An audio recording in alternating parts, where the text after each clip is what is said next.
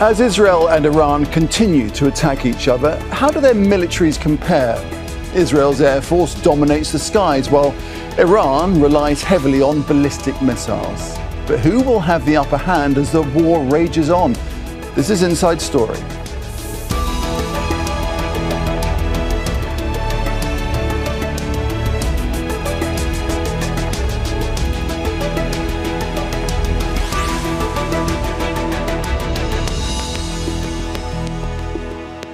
Hello there and welcome to the programme. I'm Nick Clark. So it's been several days now since Israel launched its surprise attack on Iran.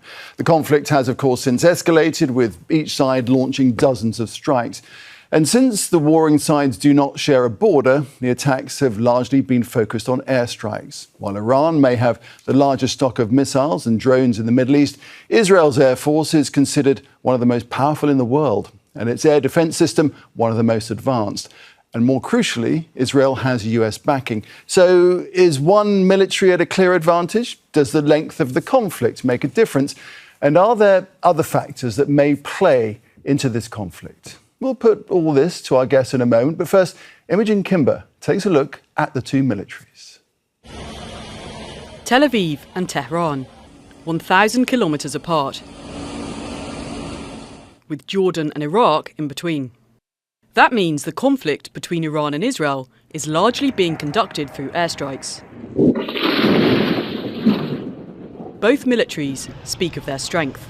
Without a doubt, the scope of the devastating response by the brave Iranian fighters will encompass all areas of the occupied lands. Our wonderful pilots are above Tehran. Tehran is burning and they are evacuating. Massive evacuation. But how do the two militaries really stand up against each other? Defence systems are central to the fight. Israel's is sophisticated. Its Iron Dome shoots down short-range missiles. Its so-called David Sling can take out short-range ballistic and cruise missiles, and Arrow 2 and Arrow 3 can intercept longer-range ballistic missiles. Iran has surface-to-air missiles that can shoot down planes, but nothing similar to Israel. And Israel claims to have destroyed a large portion of what it had.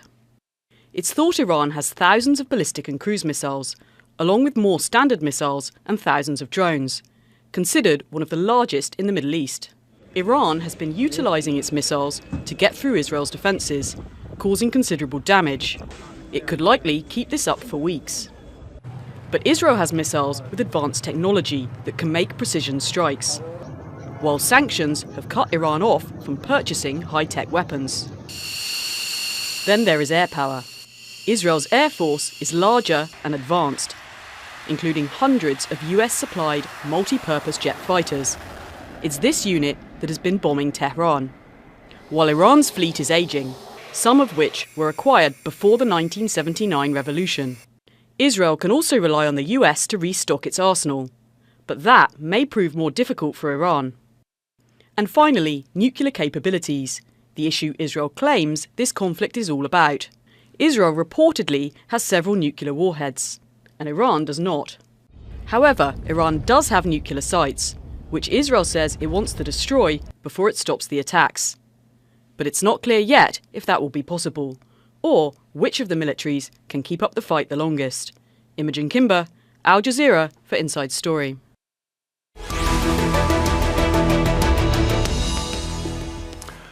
All right, let's take this on with our guests. In Amman, Mahmoud Abu Nawar, a retired Jordanian Air Force general. In Munich, we have Marina Miron, a military analyst and researcher in the War Studies Department at King's College London. And also in London, Justin Bronk, who's a senior research fellow for air power and technology at RUSI, the Royal United Services Institute. A warm welcome to each of you. Marina, I'd like to start with you, first of all, because I'd like to just understand precisely the parameters of what's happening here.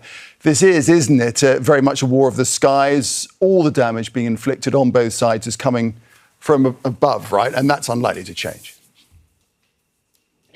Well, that is correct for now. Of course, we have to consider every scenario, even if it's not very possible or the probability is very low for it. But I would, for now at least, exclude a clash of land forces of both armies. And we have to bear in mind that Iran is about 9 times bigger than Israel, so it has much more potential. It is less compact. But the question would be, on which territory would such a clash take place? Could be Iraq, could be Syria. So it is complicated. But for now, the war will most likely continue in the sky, with Israel, as we heard in the report, having more advanced or very advanced air power capabilities using US-made F-35s, modified F-35s, against the somewhat antiquated Iranian air defenses. However, Iran has a strength in terms of its missile program, which has been going on for decades now. And despite the sanctions, the Iranians have managed to produce quite a lot of variants, including the Fateh 1, which is believed to be a hypersonic missile. Okay, well, we're going to get into the capabilities, Marina, in a moment or two. Just first, Mamoun, as Marina just mentioned, these are not adjacent countries. All this hardware and ordnance is flying over both ways, over Syria and Iraq, and not far from Jordanian airspace. How worrying is that? We're very worried because all the conflict of missile on top of Jordanian sky or Jordanian airspace, but Jordan informed everybody that it will not allow any flying object, airplane or any other type, to penetrate its airspace. So if any of these objects flew over Jordan, Jordan would shoot them down, according to the capability, of course. But this is what Jordan policy is, to prevent anyone to penetrate its sovereignty and to shoot down anything. And that just demonstrates the kind of tensions that we're talking about. Justin, Israel has aerial superiority over Iran. There is no doubt about that. Is the Iranian Air Force totally ineffectual, do you think? I think at this stage, it would be close to suicidal for the Iranian Air Force to attempt any sort of conventional defensive counter-air campaign or even isolated operations. The level of technical overmatch, and also being outnumbered, and the degree to which Israel would have the situational awareness advantage for its own aircraft, even over Tehran, for example, itself, means that I think it is very unlikely we'll see the Iranian Air Force take off. More worrying for Israel would probably be the danger that some surface-to-air missile batteries might start to present a pop-up threat over the coming days as their crews can reorientate towards the new threat context that they're facing, because it's very difficult for Israel to take out all of Iran's surface-to-air missile systems, even though they very badly degraded the air defense network. It's also worth noting that the one exception to the so far almost exclusively air and missile exchanges is actually that Israel did mount some very successful special forces and intelligence operations against Iranian air defenses on the first night with teams inside Iran. So there has been some special forces activity, but of course the primary ground-based clash that we might have expected previously from such a conflict between Israel and Iran would have been via proxies from Lebanon, specifically Hezbollah, as well as Gaza. And of course, the context of the past year and a half means that Iran is in a far weaker position than it has been for decades in that regard. All right, we'll examine too the role of intelligence here on both sides, and certainly that the element of surprise that Israel managed to spring. So, Marina, back to something you were just about to talk about, the missile capability of the Iranians. How big is their arsenal of missiles, and how long can it last? Well, it depends on what these missiles are used for. As we have seen with a previous strike, the missiles, so the amount of missiles that Iran launched was less than before. However, they managed to be more accurate. And so what we have to understand here is that Iran has been working on upgrading their missiles in terms of maneuverability, in terms of guidance, and some use satellite guidance. So they are much more precise, and they also use a different propellant, switching from liquid fuel to solid fuel propellant, which essentially means that you can launch them much faster. And so we have, of course, the missile capabilities, and I think another capability worth mentioning is the drone capability. And we have seen the Shahed 136 drones being used in Ukraine since summer 2022. And this is something that can be used effectively. And as the Israeli intelligence, as Justin just mentioned, has shown indeed an operation reminiscent of what the Ukrainian SBU did in Russia just a few weeks ago, is the use of drones from the Iranian territory in order to incapacitate air defense systems or launch batteries. And so we have that component, which can prove crucial, essentially, if you look at Israeli air defenses, and again, this is not specific to Israel, Iran will use decoy missiles in order to either suppress the air defenses or evade them, or they will use drones. And there are some decoy Shaheds, which have been also used in Ukraine, in order to overload the air defense systems, enabling missiles with real warheads to penetrate and to reach their target. And this is the capabilities that Iran has. And we also have to remember that Iran will be relying on partners, on international partners such as Russia, with whom Iran has signed a strategic partnership. Kim Jong-un said we could give nuclear weapons to Iran. So, of course, these are words in the information sphere. But maybe it should give us a pause to think that Iran might not be alone in terms of when it comes to support from outside, especially when there is the Middle East is on the brink of a war, an all-out war. Mamoun, it's certainly true to say, isn't it, that people talk about Israel's defense systems, the Iron Dome, David Sling, Arrow 3, plus the Patriot missiles and THAAD and so forth. It may be one of the best in the world, but what if they begin to run out of interceptors as this barrage of drones and missiles comes across? How serious will that be for Israel and its defense? That's very serious indeed. Of course, Israel get air dominance over Syria, Iraq, down to Iran, but this is the first time in history you have air supremacy over enemy territory, and there's still these missiles coming out, and etc. And these missiles are, Iranian missiles are weapon of mass effectiveness. They hit hard, they create panic, they destroy building, and they can hit a high-value target. It could paralyze Israel if the other proxy use a massive, big number of missiles as a barrage. Hezbollah still get 100,000 missiles. So you could imagine if he starts firing at Israel and with these Iranian missiles reaching their target. This missile is very hard to hit them down, to intercept them. But at the same time, they reach their target and they get some sort of accuracy. So they are very dangerous in a way. And I don't see Israel is really achieving its objective in conducting such a war. They did not have, regime change or destroy the Iran program, nuclear program. So what's happening here? We are sort of escalating inclusive conflict, and it might lead to a war of attrition. And I think this would be in favor to Iran in this case. Okay. So, Justin Brunk, do you agree with that Israel's unlikely to achieve its objectives in the way this war has been carried out?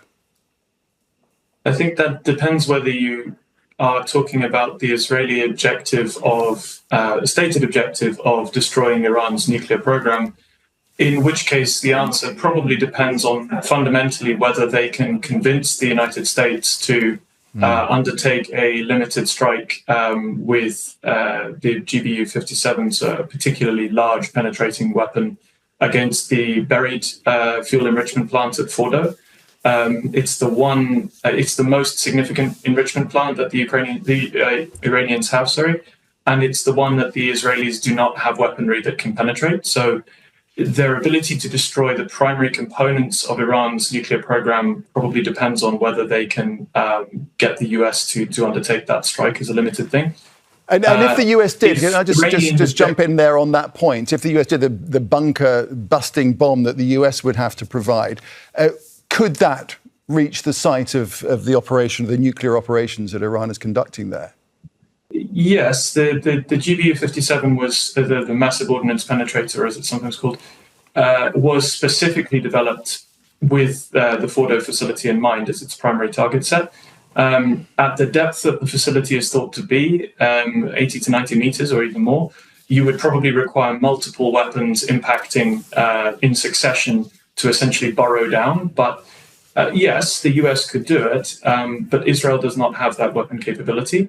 On the other hand, a number of other Iranian nuclear production sites in terms of fuel enrichment and other materials have already been hit by the Israelis, and some buried facilities, such as those at Natanz, are thought to be at a significantly lesser depth, where things like the Israeli possessed GBU-28, for example, which is a 5,000-pound bunker buster, should be able to penetrate, particularly with multiple impacts. But yeah, it depends. If the Israelis are going after the nuclear program, they can probably push it back a significant degree with a number of dependencies there over where Iran has stored the highly enriched material it already has, and whether the Israelis can find it. But if you're talking about regime change, I think there's far more unknowns there, and that's something that air power alone has a very poor record of resulting in. Okay, Marina, what do you think? And isn't it true to say that if the Israelis keep up this momentum of their strikes, if they can do that, the Iranians are going to find it harder and harder to defend themselves, let alone respond? Well, what we're seeing here is essentially the classical air power theory, John Warden's rings. So what the Israeli military does, including their intelligence services, they are trying to neutralize potential launch sites, Iranian air defenses, as well as so-called targeted killings. So the brains, scientists, military leadership. And from the Israeli point of view, this is a sequential operation because first Hezbollah had to be weakened, if not completely dismantled to such a state that it wouldn't pose any threat to Israel. Then Israel tried to gain some control of the Golan Heights of the and parts of Syrian territory in order to have room to maneuver. The regime change in Syria was also a beneficial factor for Israel because a lot of transit was going through Syria. So the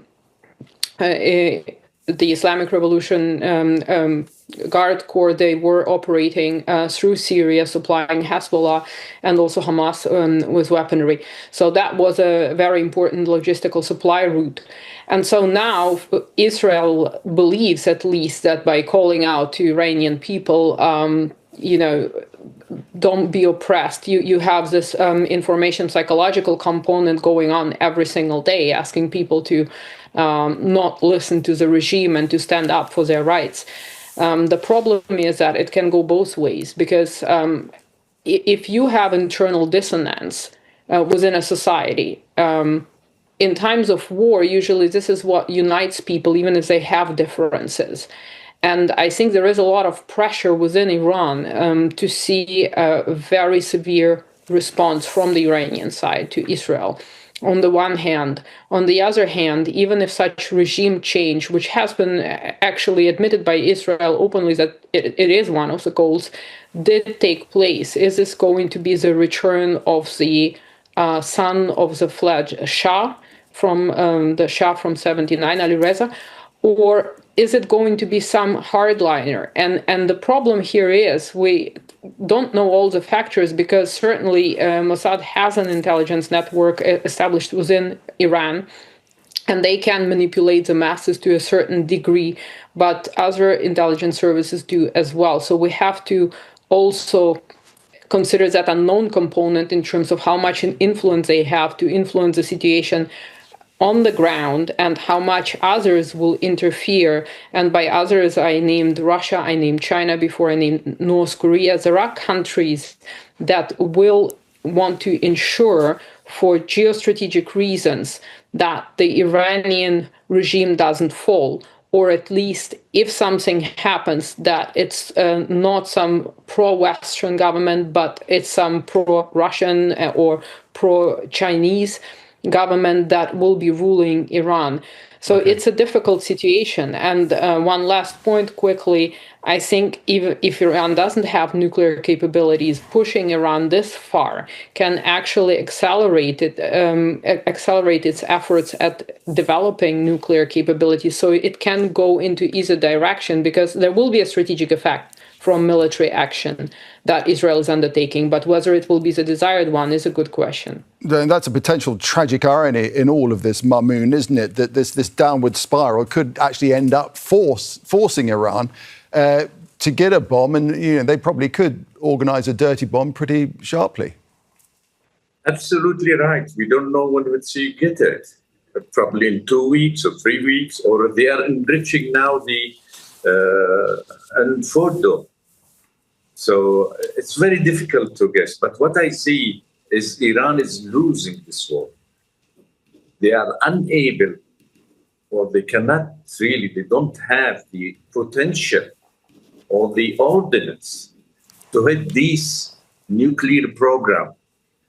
It's very hard. They're 150 meters inside mountains. Cement is like 15 meter also. It's very hard. The only way they can do this is by using the American to interfere. And I don't think Trump will do that, because he will lose all these trillion which he got from the Gulf area. Also, the Gulf country will not allow America, because they need him if you want to conduct a war in the Gulf area. America cannot do or go to war alone. So she needs that. Still, Iran got a lot of elements, strategic elements. Hormuz, Bab el-Mandeb, Khalij Oman, all these, the whole world will stop. This war is unnecessarily, I think, and Israel is failing to achieve its objective. And I think Trump will interfere and we'll see an end to this conflict. I don't know what's happening, because this is shaking up the stability in the region and the security of the world also. Okay. These are very... Justin, thanks for that, Mamoun. Justin, there's another thing here, isn't there? Because this is, I think, the first time that nuclear targets have been targeted and struck, and no one in power around the world seems to be overly concerned about that, are they? Well, so the type of facilities that are being struck have been struck before, so particularly by Israel, in fact. So Israel has previously struck and destroyed nuclear reactors, which were thought to be part of weapons programs in Iraq and in Syria. And so the radiological release risks, unless you're cracking open an active nuclear reactor, which, as far as I understand, is not something they've been trying to do at the moment. Rather, they've been destroying the support systems and other things within those sites above ground. Then, so far, the risk of radiological release appears to be relatively low. And of course, highly enriched uranium is not particularly radioactive. It's and also quite difficult to disperse, actually, in the sense that it's a very dense, very heavy metal. It doesn't disperse very well. It's very unlike the sort of radiological materials you would use for a dirty bomb, which would be aiming to spread radioactive contamination, things like cobalt isotopes. So in this case, I think that's probably why there's less concern directly there. I think the concern will be whether, firstly, this acts as a prompt to push Iran towards even more intensive efforts to complete weaponization, to build a nuclear weapon whenever there's some sort of ceasefire. And secondly, whether the conflict escalates beyond the current sort of exchanges towards, for example, targeting of the Iranian oil and gas infrastructure in the Gulf, which would have the result of huge ecological damage, but also potentially closing shipping lanes and all sorts, which would have huge economic consequences beyond the oil shocks that we've already seen. So I think that's where a lot of the primary concerns would lie at the moment in terms of escalation. I would just say also in terms of where things look if this continues to run, the one thing to consider is that the Iranian ballistic missile arsenal, once it's gone, it's gone.